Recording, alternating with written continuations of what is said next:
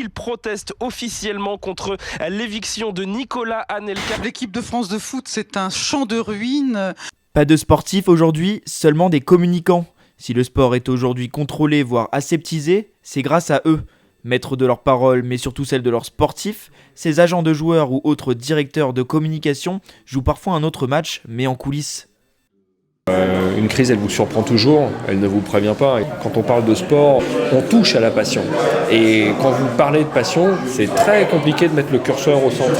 Le problème sur la communication aussi, et dans le monde du sport, on peut s'en apercevoir, c'est que tout le monde a un avis là-dessus. Et quand vous laissez tout le monde donner son avis, vous avez rarement quelque chose d'assez juste qui ressort. Pour éviter une crise de grande ampleur, une seule règle d'or pour Jacques Séguéla, celle des 3 C. La règle 3, elle est très simple, c'est d'abord la célérité. Il faut répondre dans la journée. Le deuxième C, c'est la consistance, et c'est le plus important. C'est-à-dire qu'il faut avoir un porte-parole et un seul, il faut parler, mais pas trop. Il faut surtout avoir une unité et une cohérence de langage totale. Le dernier C, celui qui me concerne le plus, c'est la créativité. Si la créativité est un facteur important pour les communicants, les sportifs, eux, sont devenus de plus en plus compliqués à gérer. Ils sont l'objet de multiples sollicitations. Ils ont autour d'eux souvent un entourage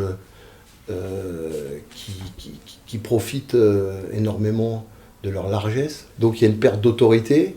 Donc il n'y a plus personne qui les guide, qui leur dit si ce qu'ils font est bien ou ce n'est pas bien. Et donc après c'est effectivement compliqué pour les gérer complètement. Ingérable, les joueurs de l'équipe de France l'étaient à Naïsna en 2010. Une crise que les Français et Jacques Séguéla n'ont pas oubliée. Quand on a la chance de représenter la France, on ne déconne pas comme des enfants trop gâtés, on ne déconne pas comme des débiles mentaux, et on ne fait pas la grève. On ne fait pas la grève quand on est payé au prix qu'ils sont payés et qu'on représente ce qu'ils représentent. Ils ne sont absolument pas défendables. Vous avez fait une connerie immense et je vous déteste pour ça. Un épisode qui a montré les failles de la communication au sein de l'équipe de France. Aujourd'hui, pas de doute possible, la communication est devenue indispensable dans le domaine du sport.